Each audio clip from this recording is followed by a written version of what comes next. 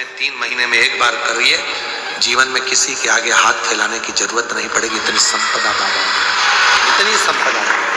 बेलपत्र की पूजन, कभी दिल कर जाए तुम्हारा तो कभी महीने में, 1.5 महीने में, 2 महीने में बेलपत्र के पेड़ के नीचे जल लेकर बैठो। बेलपत्र के वृक्ष के नीचे दूध नहीं चढ़ाना, बेलपत्र के वृक्ष के नीचे दही नहीं चढ़ाना, शहद भी नहीं चढ़ाना। बेलपत्र के वृक्ष के नीचे जब आप बैठते हैं, बेलपत्र पूजन का एक विधान होता है कि जब हम बेलपत्र की पूजन करते हैं तो 2 कलश पानी के भरे हुए, एक अपने सीधे हाथ की ओर, एक उल्टे हाथ की ओर रखा जाता है। पूजन की थाली बीच में रखी जाती है। 2 बत्ती का, लंबी बत्ती का, 2 बत्ती लंबी घी की जलाई जाती है। लंबी बत्ती बेलपत्र के वृक्ष के नीचे 2 बत्ती लंबी जोड़ा बनाकर उसको जलाया जाता है। फिर दोनों हाथ में कलश में जल है।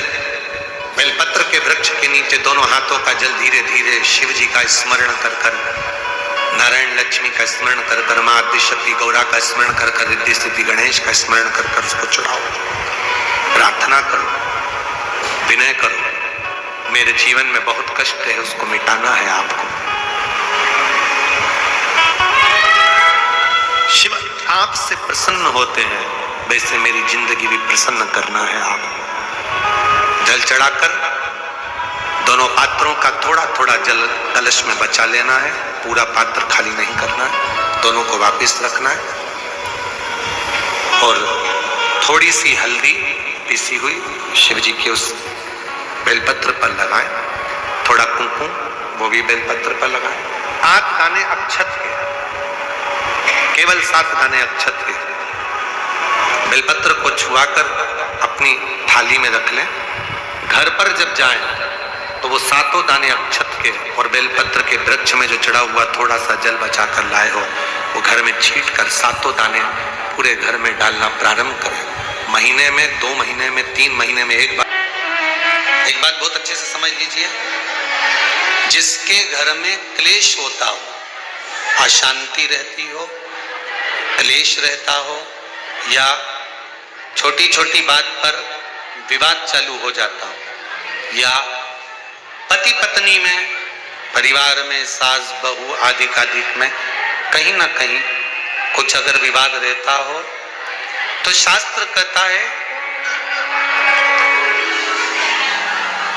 ऐसा बेलपत्री की डंडी रहती है ना,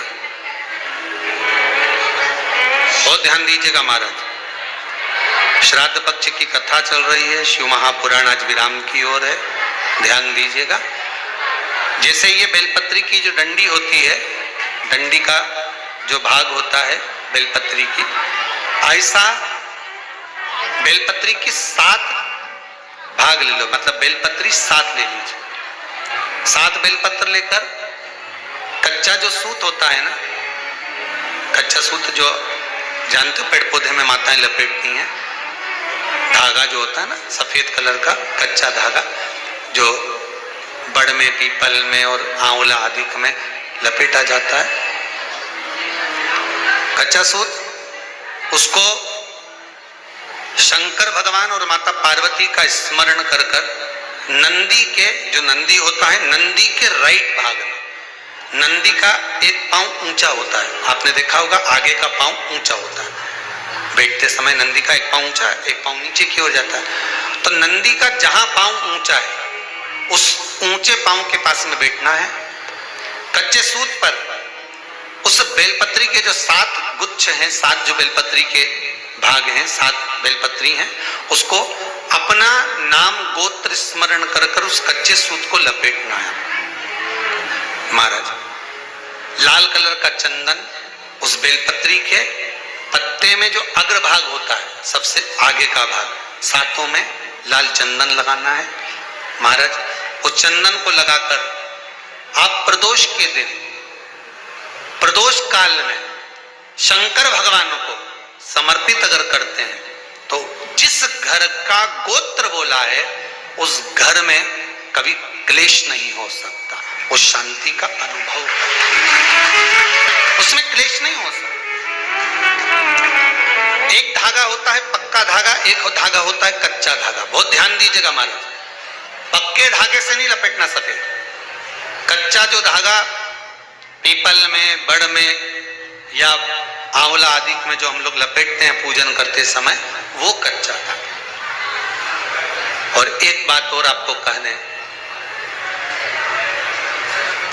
ध्यान दीजिएगा, अगर मान लो किसी पति पत्नी का तलाक तक की नौबत हो गई और तलाक नहीं कराना है, आपस में वापिस प्रेम बढ़ जाए, छोरी वापिस घर में रहे, बेटा उसको रखे, बहू रहे, आपस में प्रेम बढ़े, वो भले मायके चली गई हो, वो भले लड़का छोड़कर चले गया हो, अकेली रह रही हो और चाहती है कि मैं पति के साथ रहना है, तलाक नहीं होना चाहिए, हम दोनों में प्रेम रहे, वो संभाले मेरे को भी और मैं भी आदर करूं, वो भी आदर करे। तो मेरा निवेदन है, कच्चा जो सूत होता है, कच्चा जो धागा होता है, नंदी के ठीक पीछे बैठकर कोई साथ में आपका परिवार का कोई व्यक्ति चले जाए और हस्तकमल को, जिसको अपने परिवार में वापिस रहना है, उस स्त्री हो या पुरुष हो, दोनों में से कोई भी नंदी के पीछे बैठकर सोमवार की जिस दिन अष्टमी पड़े उस दिन नंदी के पीछे बैठकर हाथ को ऐसा बंद करना है, हाथ में एक बेलपत्री रखना है, सीधी सीधी बंद कर कर 7 बार उस हाथ पर कच्चा सूत लपेट देना है, उस सूत को वापस निकाल लेना है, बेलपत्री के साथ में, और बेलपत्री को तो अपने पास में रखना। सबसे पहले माता पार्वती का जो हस्तकमल ऐसा होता है शिव मंदिर में, उस हस्तकमल में वो सूत जो आपके हाथ से निकला है वो उसमें डाल देना है, माँ जगत जननी से प्रार्थना कर कर, और जो बेलपत्री आपने संबंध को जोड़ने के लिए अपने हाथ में ली है वो शंकर भगवान के कटी भाग में, फिर निवेदन करूंगा कटी भाग को समझ लीजिए, ये शिव